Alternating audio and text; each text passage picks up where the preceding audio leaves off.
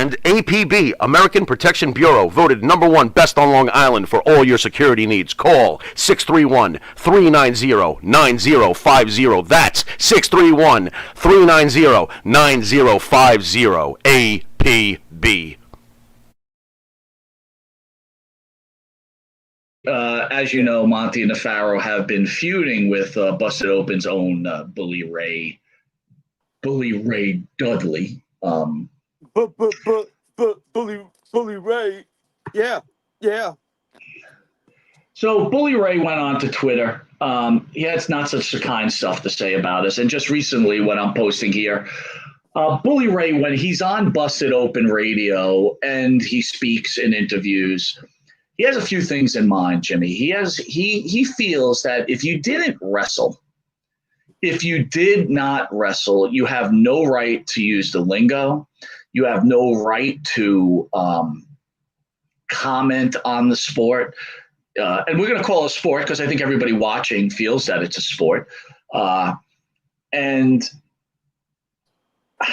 I was listening to a show, Jimmy. I didn't think I had a chance to talk to you about it, but some guy had called and they were speaking about NXT. Who are the two guys? Good God, I can't remember the dude's name now. But the guy on the phone said he mentioned that to Bully Ray that he thought the guy was green. And Bully Ray stops the entire conversation. He goes, wait a minute. Don't ever use that word again. Don't ever use that word. You never took a bump. And just yesterday, AEW finished up, and there was a guy on Twitter, and he commented that Luchasaurus actually spoke in the ring for the first time because Arn Anderson's son is so bad at pro wrestling, right, that that Luchasaurus had to speak. And as you can see in here, Bully Ray took offense to it because, God forbid, someone that's not into pro wrestling has something to say. What are your thoughts about all this, man? Well, I mean, to use a New York comparative, it's the Boomer Esiason thing. The quarterback for the Bengals and then for the Jets up in New York, where he does talk radio in New York for how long now, Mike? Decades, right? And Boomer's always, and Boomer's good at what he does. Of course he is. He wouldn't be on the air that long. But Boomer does that all the time. If you never were in the locker room, in an NFL locker room, you don't know.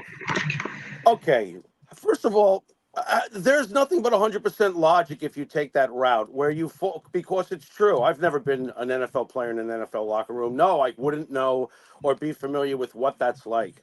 But are you going to tell me that, and I'll use our business, that the greats like a Gordon Soley who never got in the ring wasn't worthy of knowing the talk, talking the talk, walking the walk, and having the knowledge that he did in wrestling? Look, and another thing is without the fans, and by the way, when wrestlers get paid and they do interviews, Mike, we've seen it 1,000 times. They use the language that the wrestlers use because they know the fans understand it when you say mark or it was a work or it was a shoot. All the wrestlers say this in the interviews they're paid to do for the fans to consume. And the fans all understand the language. So you can't have it both ways. You can't be upset with the fan base because they talk your talk. If anything, what's the old thing? Imitation is the best form of flattery. Fans are speaking your language because they love your sport, Bubba. What's wrong with you? Cut that crap out. And you know what? It's part of his shtick, Mike. We both know that. Bubba feeds into that. He's no dum-dum. Is this going to change the fact that the Dudley Boys, besides Demolition, are my favorite all-time tag team? Nope. I'm not swimming in that toilet. Don't be so let me ask you that. At what point do you say, you know what, fuck the wrestling. This guy's just a total dick. By the way, Maria Davis, the first lady of wrestling, God bless you. Thank you for the little bits there so much. I mean, at what point are you giving up on Bully Ray? Because I personally, listen, dude, I got to be honest with you. I don't like the guy. I could care less. And I'm being 100% honest with you, Jimmy. Right. I'm an old man. I'm an old man at this point. But this guy legitimately thinks he's a tough guy, and he really is not. He's not. And you know what? Again, he's 260, 70 pounds. I'm 270 pounds. So hey, we're both the same age. The guy is a privileged dick, and that's the fact. He, to me, has ruined as a fan. I'm done. I'm done with him, Jimmy. I am flat out done. Look, I could see why you would be. Look, I don't want to rehash old history. Our first experience ever with paying for an athlete of known stature, we got completely pants dropped. It was like, wow, talk about having your fandom portion of you just ripped away in like what, an hour, Mike?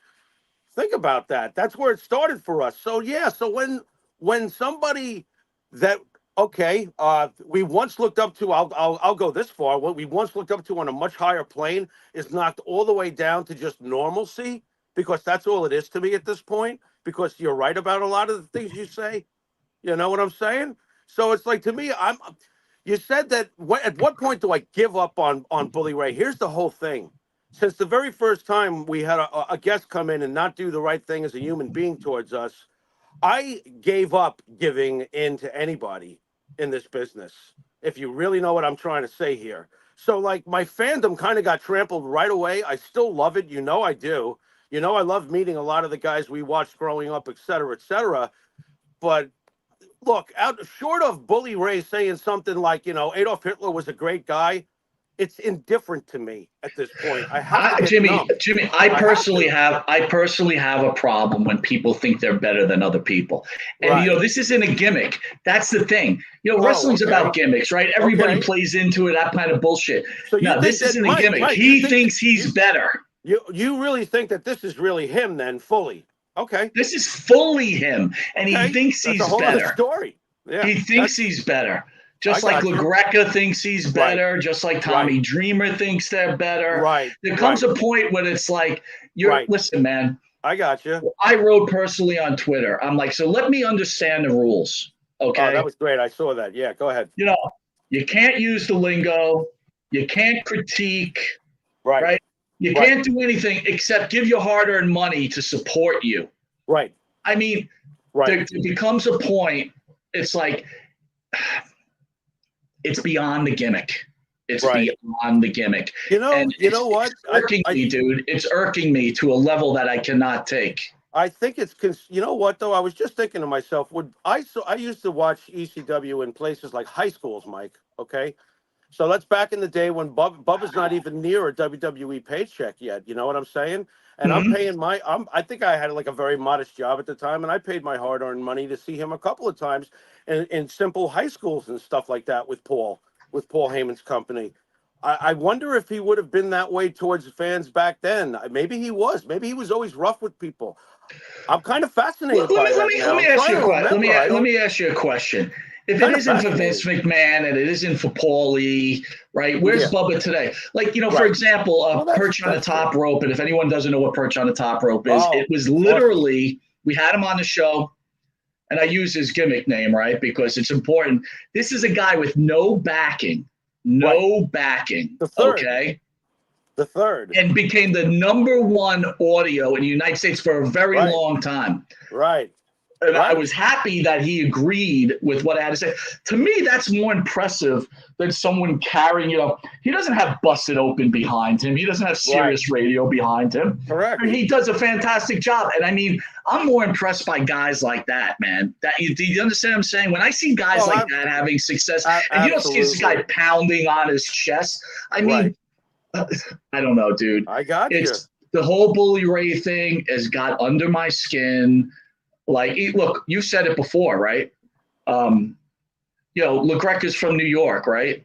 Yeah. I think personally, whether people, I think you and I have done a good job, and thanks to the family who supported us all this time, right? We've become a pretty known entity in the wrestling field. Do you think LaGreca would give us a rub, right? Do you think, do you think Bully Ray would give us a rub? No. And it parallels my story of going to pay for them to go see them in high schools to wrestle. I believed in them when they were trying to get into the business, and I think that was my point weeks back is that they've done nothing to support their local boys. We're New Yorkers. We know exactly who you guys are, okay? I mean, or at least we know the environment you come from. I'm sure we could relate on a lot of different levels, but did you ever help us? Oh, hell no.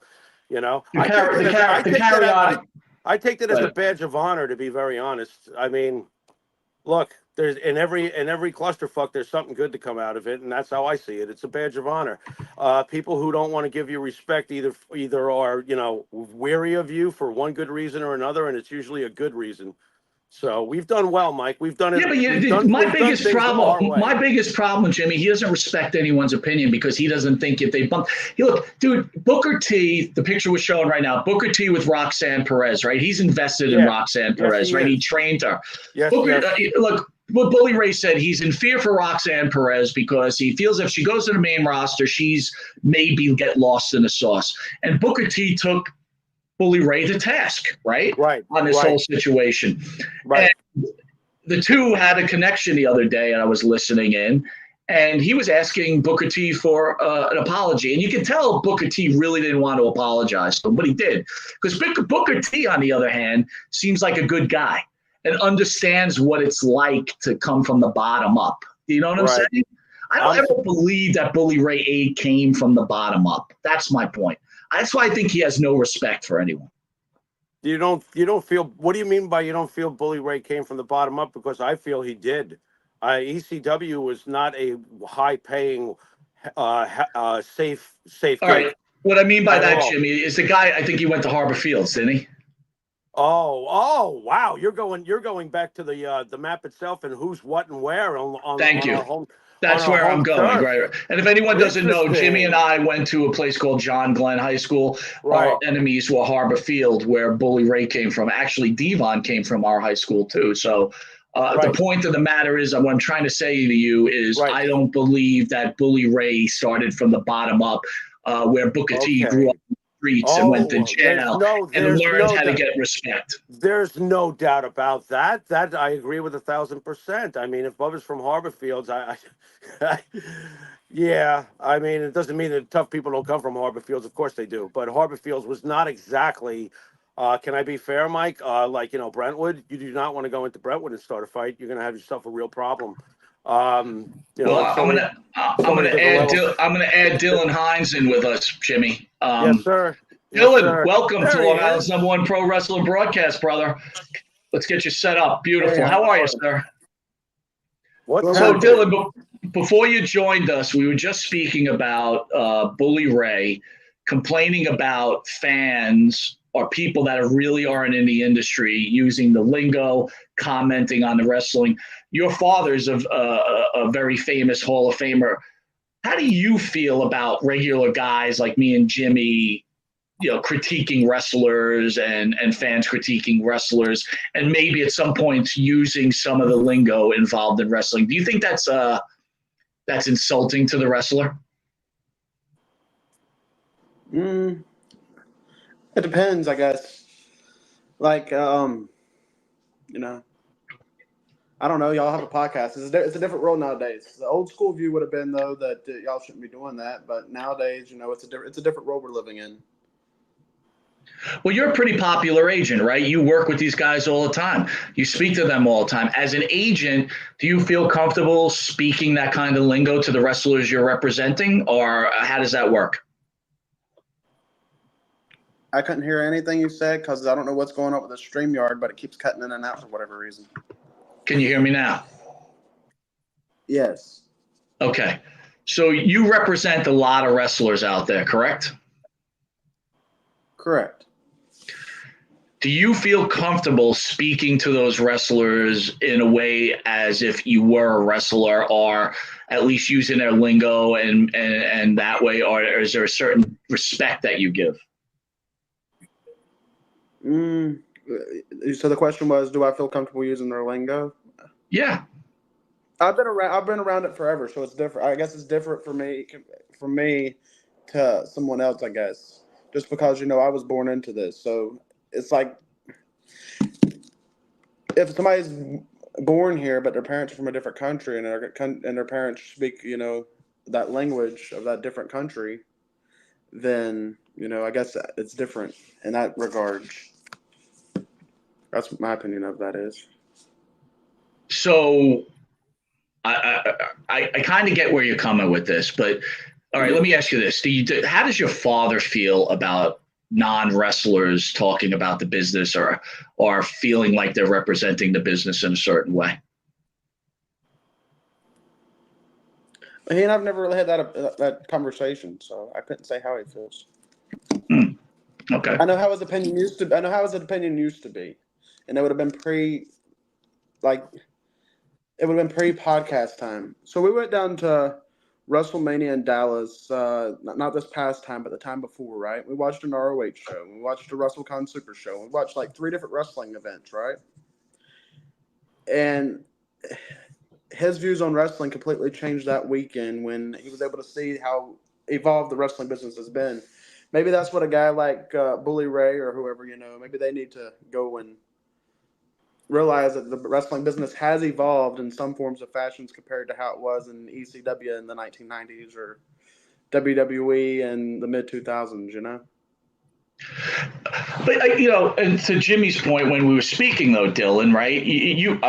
Do you watch football, basketball, hockey, baseball, anything like that? I don't watch sports, but I agree with you. Pro wrestling is a sport. It's the king of sports. So that's what it's always been again, called, the king of sports. I think everybody has a right to their opinion, whether someone sucks, whether we're all paying our hard-earned money. I mean, there comes a point where it almost becomes insulting. I'm not going to beat this dead horse. My point is, I don't understand why a wrestler thinks he's better than. You know what I mean? I just don't get that. I don't get that. Well, I'll say this. It's funny he does the Bully Ray character, because, I'll go on record saying he's always been kind of an asshole to everybody. I know he told my father back at an event about a year and a half ago. He told my father, he said, I don't do no brother pricing or nothing, because my dad and I book shows and stuff. He said, I don't do no brother pricing or nothing. He said, because he said, I don't consider myself one of the boys. So that's his opinion. He don't care for nobody. So that's what you get when you go into his territory. So, Mike, getting back to what we talked about earlier, I was speculating, going back to the days when I saw him in high schools and stuff. I guess maybe this really has always been Bully Ray. I don't know.